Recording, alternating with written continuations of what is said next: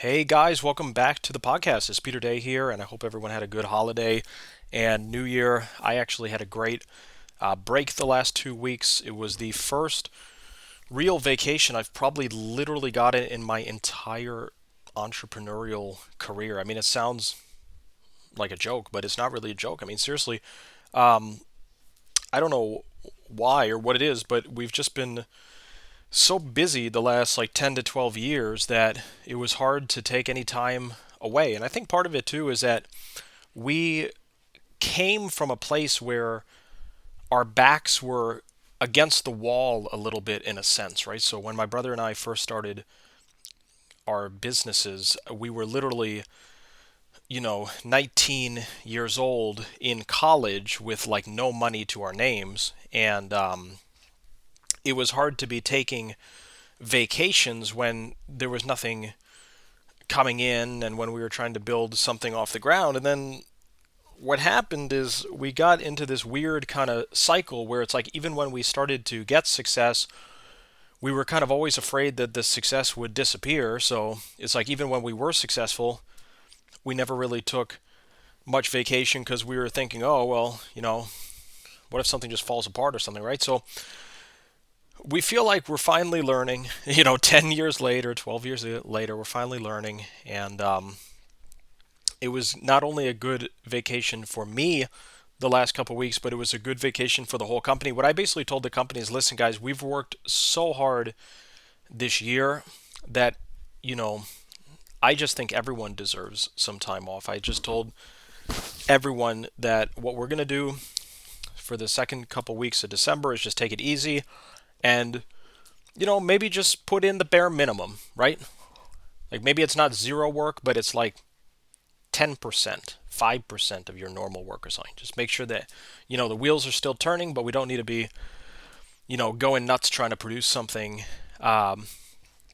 in the last 2 weeks of December when we have the whole year ahead of ourselves. So now we're here in the new year. We're refreshed, we're fired up, and we're ready to bring things to the next level in our business this year. And this brings me to the podcast here. So, guys, what I want to talk about in the podcast this week is a little bit about systems and business models and mostly models. I mean, what I realized is that you really have to know what you're doing in terms of a business model. There's too much in our industry, affiliate marketing, internet marketing. There's a lot of very unprofessional businesses. And what I mean by that is that it's an industry where there's a lot of businesses where it's like a guy in his mom's basement or like some business partners in an attic or something, right? It's like there can be some very, very, bootleggy type of businesses in our industry. Like a lot of them. If you go to affiliate summit conferences or affiliate world, right? It's not like that common that there's like large organizations there. It's like, when was the last time you've gone to an affiliate summit and there's like $1 billion company or like a $5 billion company or even like the $500 million companies in our industry have been like very rare. There's just not that many of them in our direct industry for some reason or another. There's a lot of businesses that size, maybe in the traditional ad agency sphere or doing other things like data analytics and cybersecurity and things that are crossly related to our industry. But if you're just talking about the industry of performance marketing, affiliate marketing, which is basically an industry of doing ad agency type of things, but it's on a performance level. Basically, you only get paid when a result happens, right? Like whether it's a CPA or a cost per lead. But if you look around our industry, again, it's not like that developed. It's kind of like it is, but it isn't, right? You walk into a conference, sure, there's some big companies displaying at booths, and sure, there's some sizable companies, but it's not the norm. When you walk around the trade show floor, it's like 95% of every company is just like some thing that a guy started in his garage or whatever, right? It's a lot of this kind of mom and pop kind of stuff where it's not that professional. It's not that like mainstream. It's not much of a real organization, and that's something that we've realized over the years, and it's been causing us to make our business more legit. Is the best way to put it. I mean, because it's almost like I've been making fun of what we were for the last 8 or 9 years. I mean, trust me, my brother and I started in our mom's basement, right? It's like, so that's just a little bit of maybe how our industry works. But what we realized is this. What we realized is if we want to make big money in this industry, we have to think higher level than the normal person is doing. And this doesn't just go for um, affiliate marketing or internet marketing. This is kind of anything. I mean, let's say that you own a restaurant, right? It's like for you to do better and to be better and to be bigger than the other restaurants around you, you're going to have to be doing things that they're not doing. Whether those are more strategic things, better marketing, better advertising, maybe it's higher level things, maybe you just make better food, maybe you have better customer service, maybe your hospitality is just much better, maybe you're just willing to go the extra mile. I mean, it sounds so cliche, but literally in some of my past podcasts, I just talk about going the extra mile. It's like, how annoying is it? For all of you guys that live in cities like New York City, Vegas, whatever, right? If you live in a city, you can always find a restaurant at like midnight or 1 in the morning or 10 a.m. or something. But folks like me that live up in New Hampshire and even folks that live in smaller cities, how annoying is it if you're out and about and it's like 9 p.m. or 8 p.m. or 9:30 and you can't find a restaurant that's open? It's like, my goodness, like what if just one or two restaurants in some more rural areas actually decided that they would go the extra mile and be like the one restaurant that was actually open until 10 at night when there was absolutely no other choices? Maybe they would attract more business. Maybe the people that go there in the evening would be like, huh, like I really like these folks. They're more accommodating.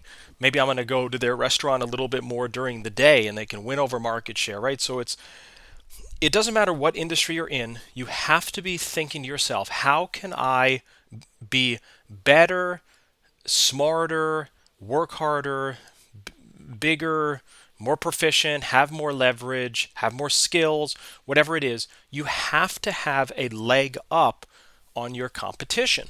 And you're not going to be able to do that if you're doing the exact same thing as other people. If you're doing the exact same thing, you're just going to get the same result as the other people. And in fact, you even risk getting a worser result if for some reason you're not even doing the exact same thing completely properly or something, right? So you have to be thinking, how can I get a leg up?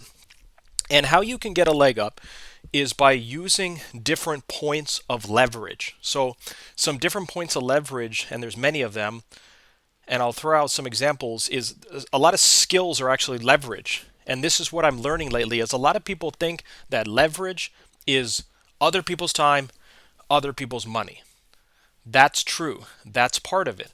But what I'm realizing lately is that leverage is not only utilizing delegation, it's not only utilizing other people's time, but leverage is also the actual skills that you and your organization have.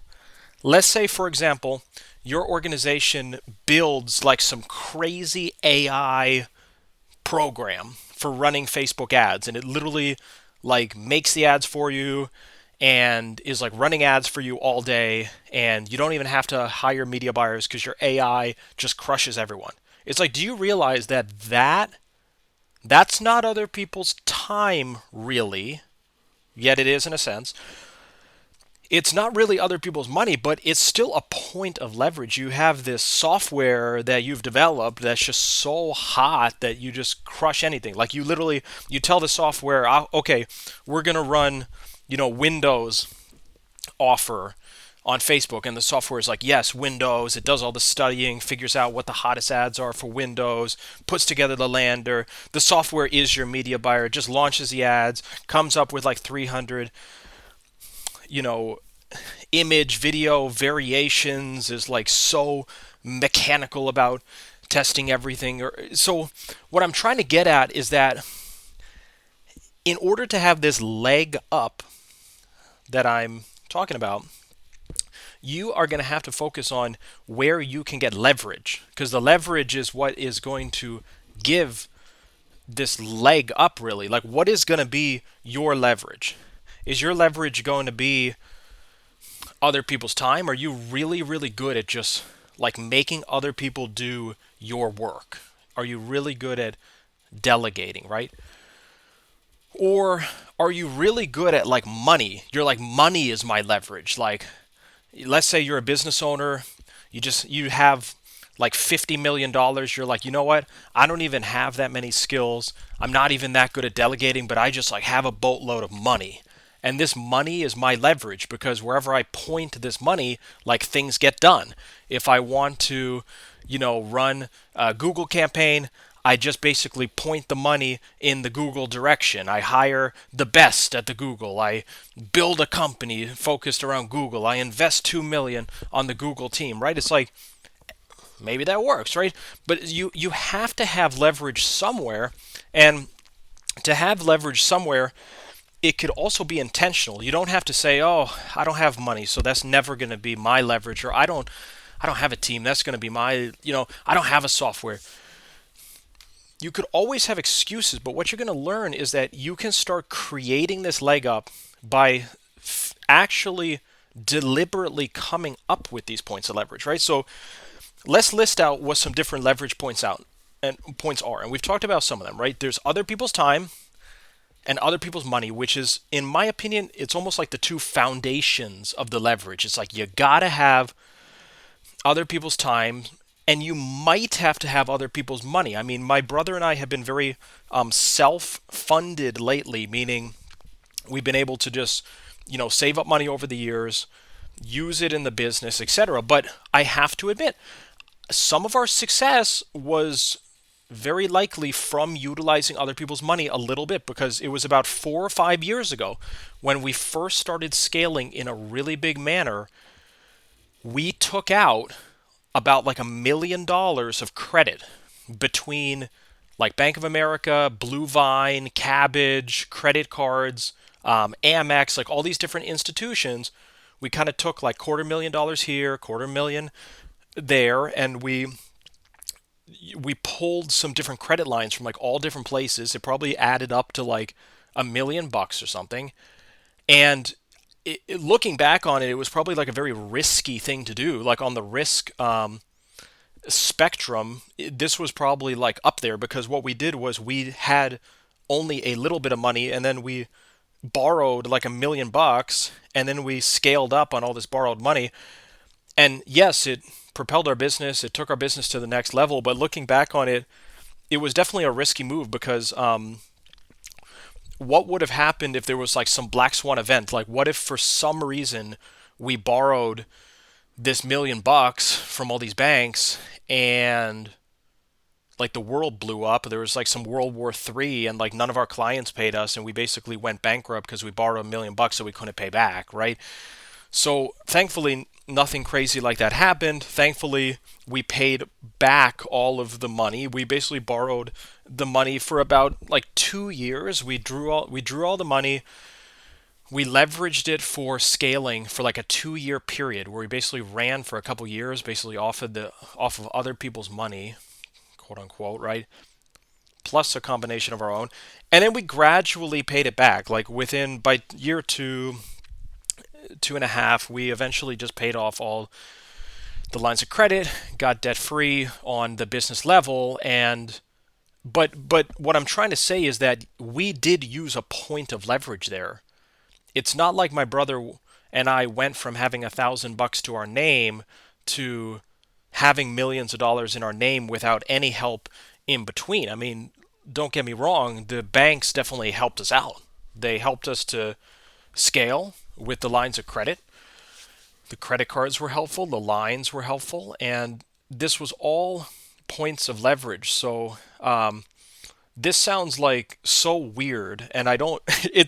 I'm almost uncomfortable saying it, because some of it's like I don't like to get political at all, but I'm just gonna say it anyway because it's weird, but it actually taught me a lesson. Okay, so I was sleeping one night. Okay, this was like many years ago. Okay, maybe 5 or 6 years ago, and I had this dream. Okay, I had this crazy dream where Donald Trump was just like all in my face. Like I was meeting with Trump and he was like too like he was kind of like just like nuts, you know? It's the best way. He's just kind of like nuts. He's a nuts guy. Like it's like he was very fiery and passionate and just like doing his thing. He's just a little crazy, right? But anyway, I had this dream and I'm meeting with Trump and he gets up in my face. Like his face gets like 1 inch from my face, right? And essentially what happens is he looks me in the eye and he says, "Do you want to learn how to make a lot of money?" And he says to make a lot of money, you first need to find a good business model, a good business, and then the second thing you do is you take other people's money and you build it. Like that was the dream, seriously. That and I woke up, I'm like, "Whoa." Like that is so, you know, revolutionary, right? It's so it was weird. Like the thing was weird. Like that was it. But it kind of stuck with me and it's like it was so simple yet so profound. It's like, it's like crazy Donald Trump, if he goes, if you want to make a lot of money, step number one, find a good business model, and step number two, use other people's money. Basically, get other people's money to build it. Like he was basically recommending in this dream that we basically build like a highly leveraged business or something. And look, you have to be responsible with the leverage and you have to be responsible with the borrowing. But I think I learned something from that dream, and I was like scratching my head. I'm like, good business model, good business, and then use other people's money to build it. I'm like, it's so simple. And it's probably like literally it's probably the simplistic definition of like Donald Trump's businesses, right? Find good businesses, find good models, use other people's money. I mean, do you know how much money he's made on real estate and these different projects? You think he funded it all himself in the beginning? Absolutely not. I think they took out so many loans from like the banks and like the government or something. I don't even know the backstory, but that dude, knows leverage inside and out when it comes to borrowing. And I think what this taught me is it taught me that, okay, this might be like a true statement here or something, right? So it was, and then shortly thereafter, it's like I got more serious about this borrowing stuff. I'm like, okay, so good business model, internet marketing, good business, use other people's money, build the thing, right? And it's like, and that's when I started applying for all these lines of credit with like the bank and the credit unions and the cards and everything. And then because you got to realize before we did that, we were only able to spend like $3,000 a day or $5,000 a day on our ads. Like we had not that much money. So it's like, you know what I mean? Because that's the thing. In the affiliate marketing industry, you could have the best media buying team, you could have like the best offers, you could have the best everything. But then if you have no money, what are you supposed to do? You're just going to be stuck at like $1,000 a day or $500 a day or $2,000 a day. It's just, and there's a lot of affiliates out there like that.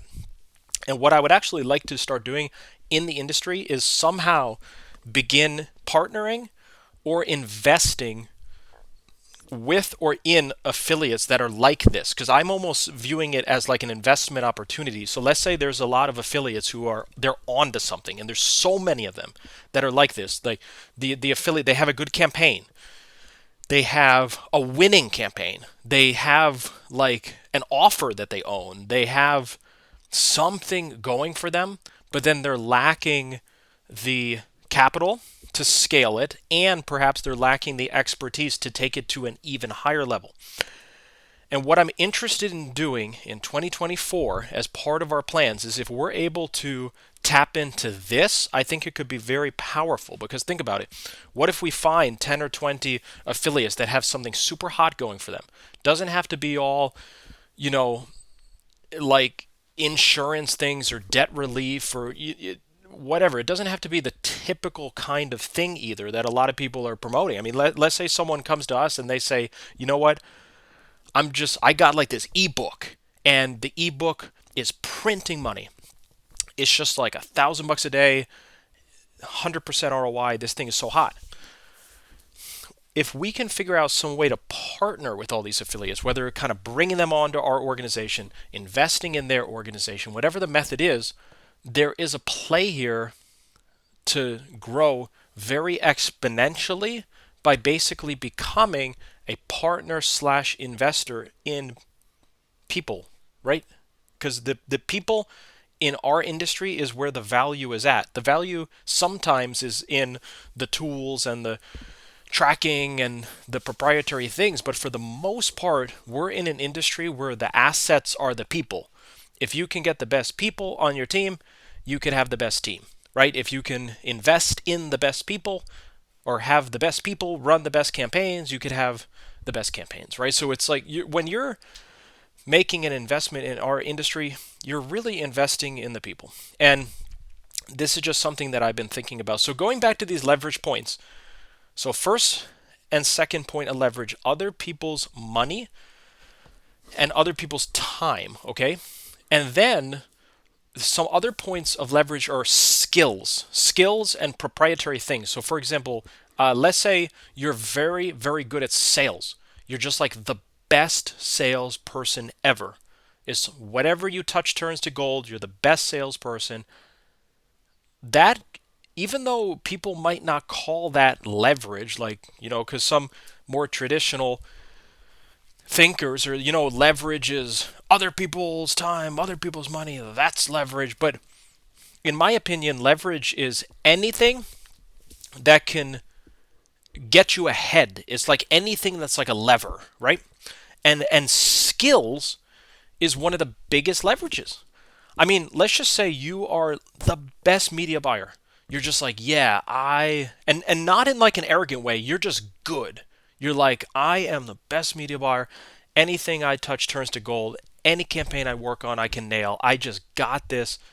That's leverage because what you're going to be able to do is pretty much you could just promote any kind of offer, any kind of good opportunity, and you'll bring that thing to the moon, right? So skills are leverage. Other people's time is leverage. So delegating. Let's say you're a media buyer, but you're just so busy. You don't have time to do anything productive. You're just like constantly spending 6 hours a day just like making landing pages. And you're like, I can't even get anything done because I just sit around making landing pages all day. Well, maybe you need to take that lever of other people's time and maybe you need to hire a landing page guy to start doing the landers for 6 hours a day, right? So there's other people's time, other people's money. Skills is a huge leverage point, whether that's media buying skills, sales skills, people skills, communication skills, just relational skills. I mean, let's just pretend you're a terrible salesperson. You're like, I can't sell for the life of me. But let's say you're really, really good at people. You're like, you know what? I can't sell, but if you give me a client, I will work that client so well. That client's going to love me. That client's going to love the company. And that's my expertise, right?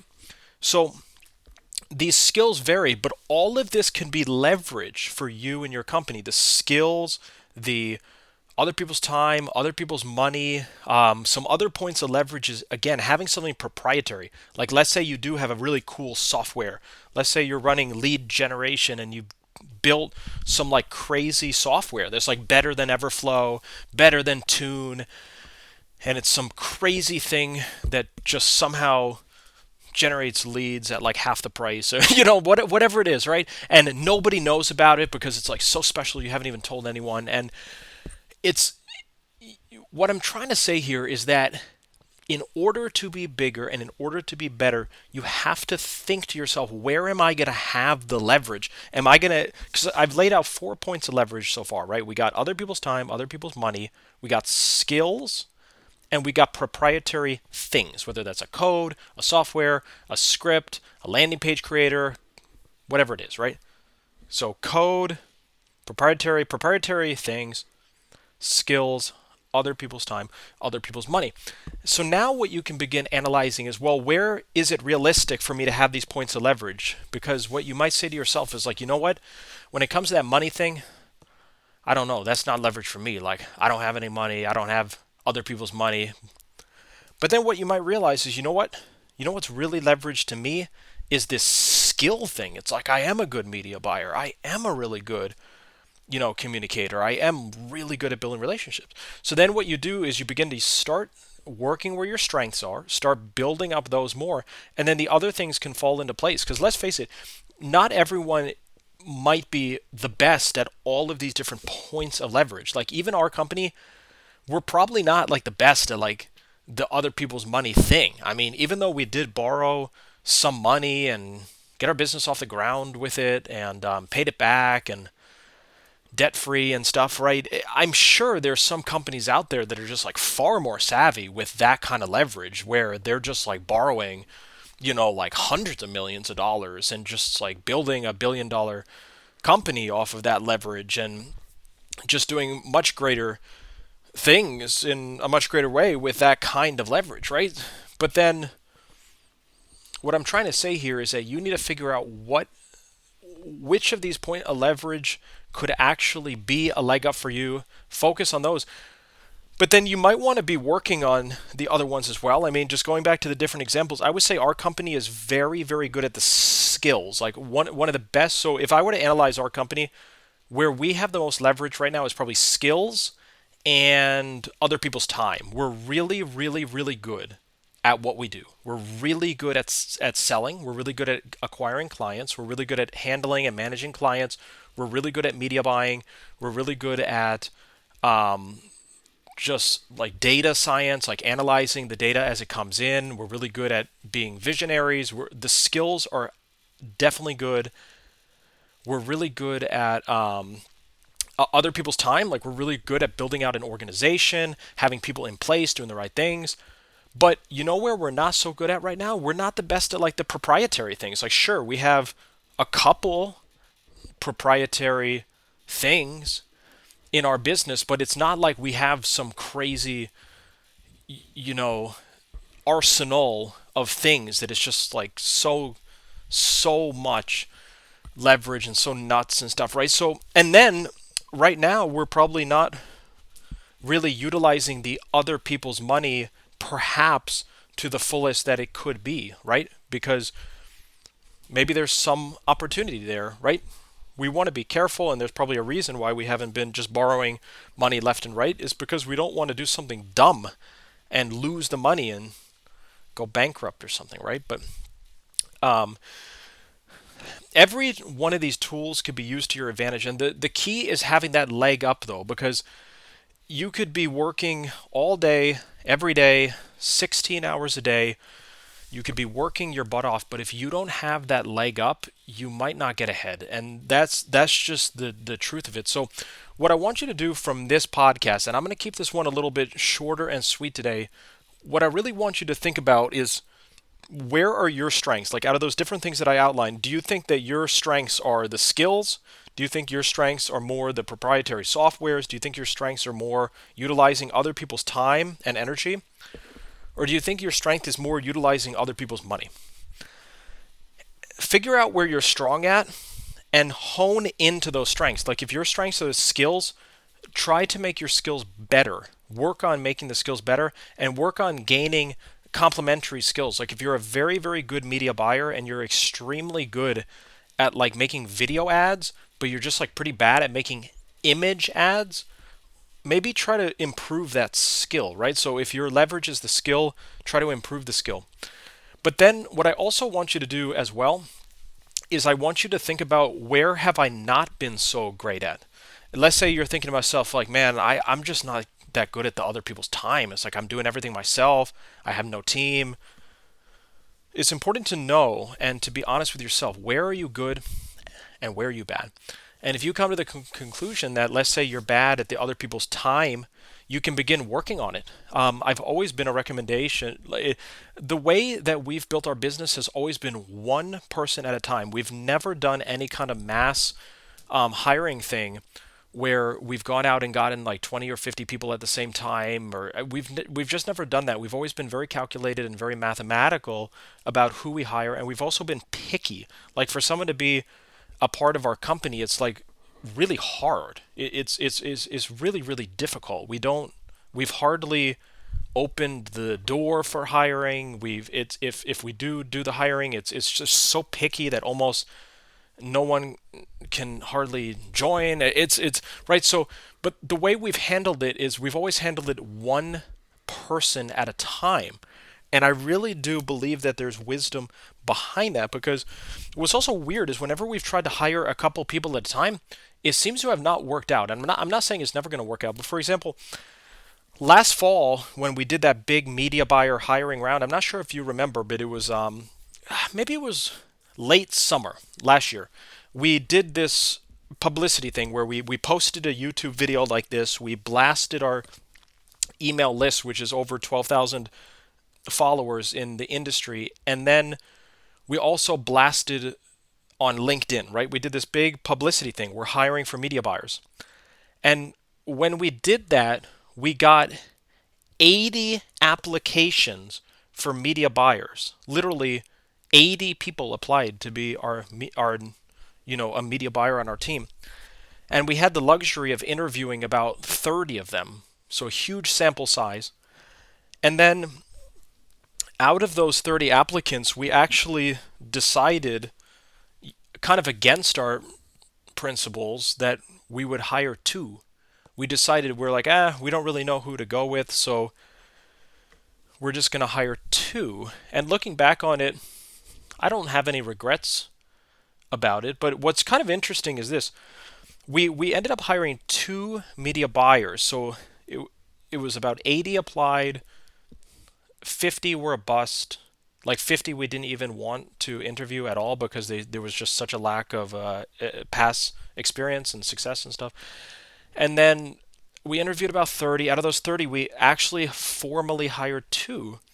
But then out of those two, what happened was one of them was kind of a bust because they were just kind of sneaky. Like they wanted to join our team to be a media buyer, but I think that they were just trying to join to get information, really.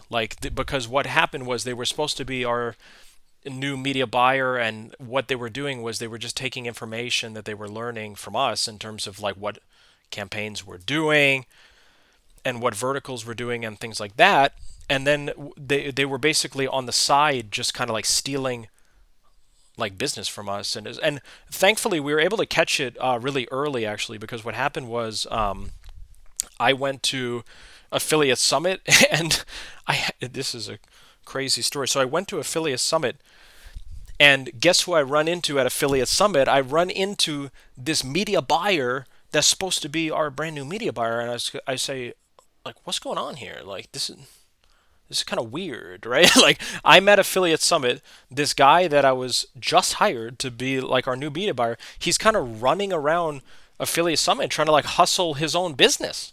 He's like trying to spin up campaigns, and I mean, it was as if he was not on our team at all. And what's even weirder is he saw me, like he bumped into me at one of these receptions, and he was like so freaked out to have saw it. Was almost like I caught him, right? It's like he bumped into me at one of these receptions, and he was, oh, hi Peter, oh, how's, okay, gotta go. And he kind of ran off, and I literally stepped outside and I called my brother. I'm like, dude, the weirdest thing just happened. Like, I ran into our new media buyer at this conference, and he just like bumped into me and then ran away as soon as he saw me, barely even said hi. And then he's just clearly like running around, like just operating his own business. Like he was basically pretending to be interested in being our media buyer so that he could just steal campaigns and run them on the side. So I called my brother, and we just fired the guy the next day, right? So we got rid of him, boom, out. So you know what's funny? I really believe that a lot of things happen for a reason. I don't think it's an accident that I went to Affiliate Summit, went to that reception, was there for 45 minutes, and I bump into the guy that we just hired and fully discovered that he was basically sneaking and stealing stuff on the side. You know, it's like I'm thankful that that happened, right? Because we were able to we literally hired this dude, and then a couple weeks later bumped into him there, figured out the truth of what was going on, boom, fired out. And then since we did hire two people in that hiring round, we kept the other guy, which has been absolutely fantastic choice. Great worker, great guy, starting to get some good success already. And we've been really happy with it. So our hiring process has been one person at a time. We've never had success doing the bulk hiring thing, not to say that we won't in the future. But what I also like about this principle of one at a time is you're able to be very thoughtful and picky about it. You know, it's like if you want to go hire, salespeople, let's say, to join your company, and you go get like 10 of them at the same time, it's like, well, I don't know. It's like, how are you being that thoughtful about that? It's like, maybe you are, but maybe you aren't. And even if you do hire 10 at the same time, you're just going to find yourself firing like 9 of them and keeping the one that is your favorite anyway, maybe. And who knows, maybe that's a strategy. But guys, what I want you to learn here is I just wanted you to learn some good things, right? That's the point of the podcast, is for you to learn good things so that you can improve your business, do better things, bigger things. And also, my goal is to bring this industry to a much higher level. I think it's a problem that you go to Affiliate Summit and there's like no real monster companies. Like, yes, there's a bunch of companies that are like the mom and pop thing, the guy running ads in his bedroom. There's tons of companies like that, but again, it's very, very rare. When was the last time you've ever gone to one of these shows and there's like a $10 billion company, $2 billion company, $800 million? It's very, very, it's been very, very rare.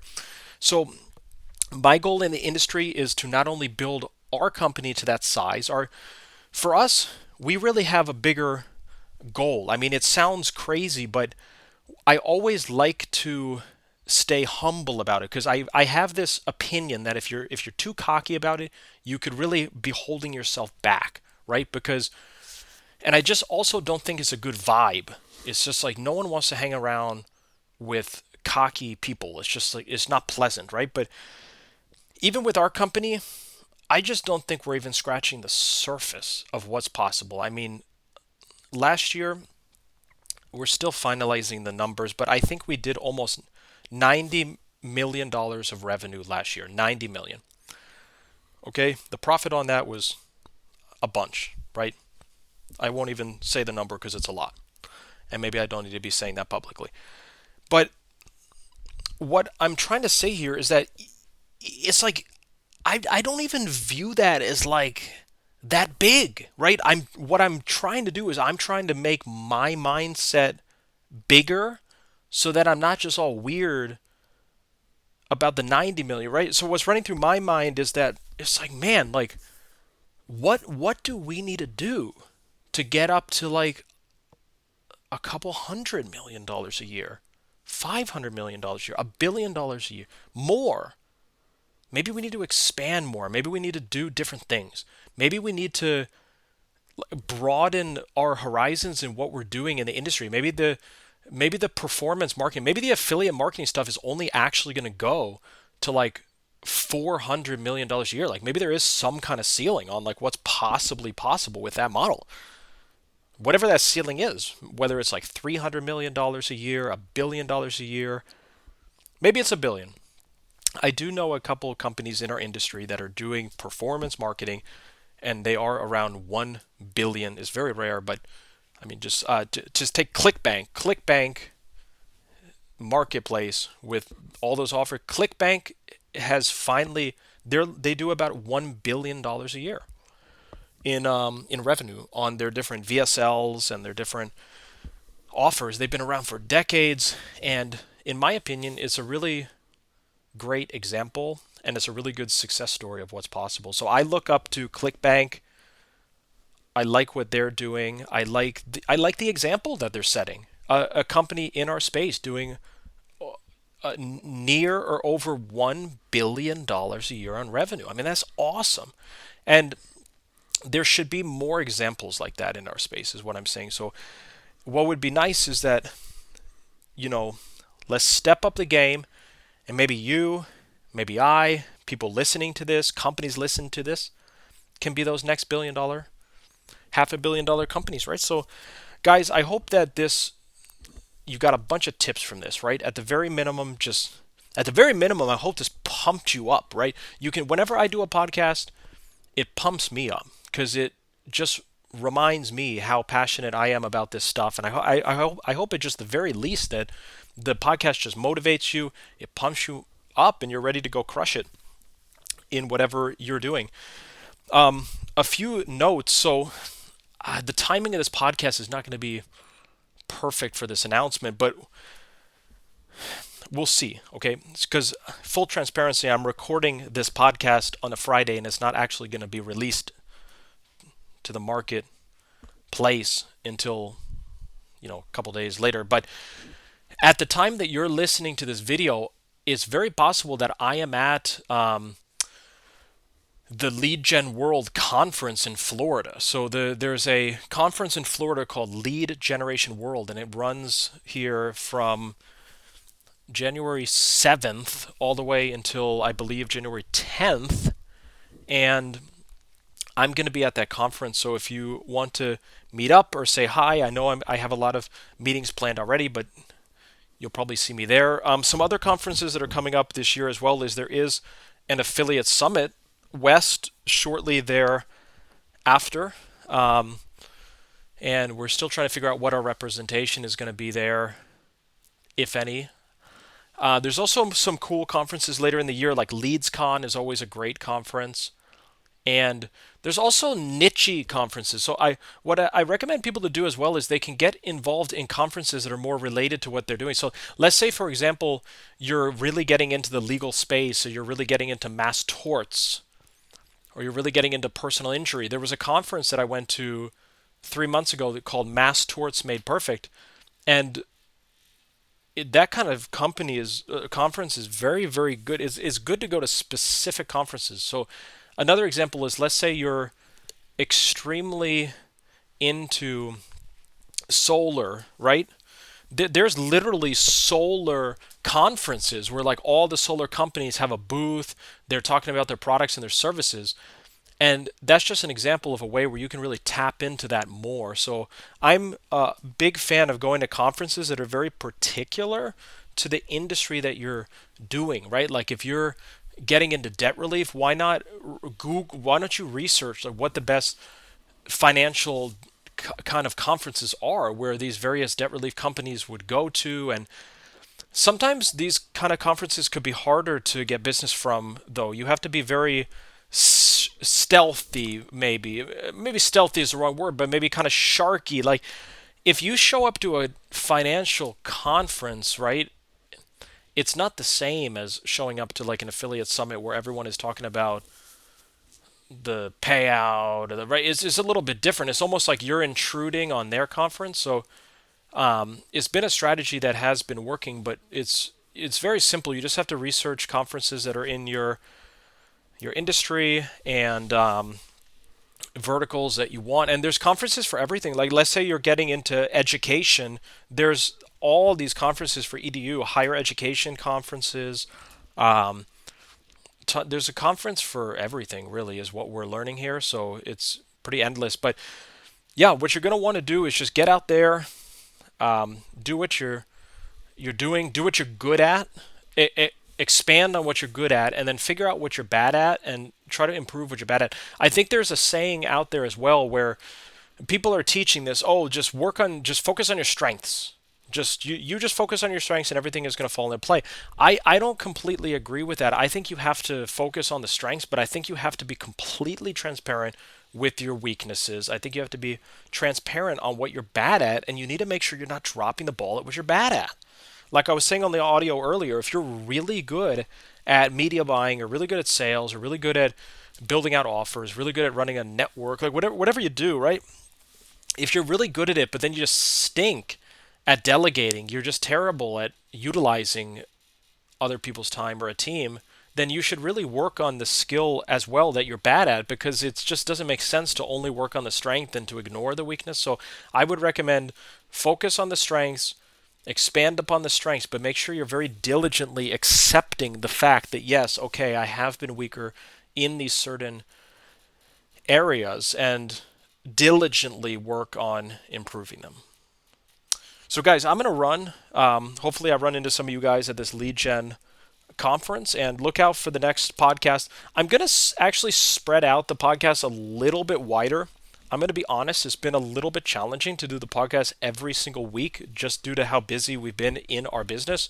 But what I've decided is that even if I don't do a podcast every week and I do a podcast kind of every 10 days, I believe it's just as effective in getting content out there, giving insight, training. So instead of expecting podcast every week, start expecting the podcast to be like every 10 days, every week and a half kind of thing. And I feel like that's going to be a good sustainable rhythm for me, guys. So I hope that you enjoy this. Look out for the next one, and always like this stuff, share it, post it on your LinkedIn, start to syndicate it, and we'll talk soon. All right, guys. Talk in a bit.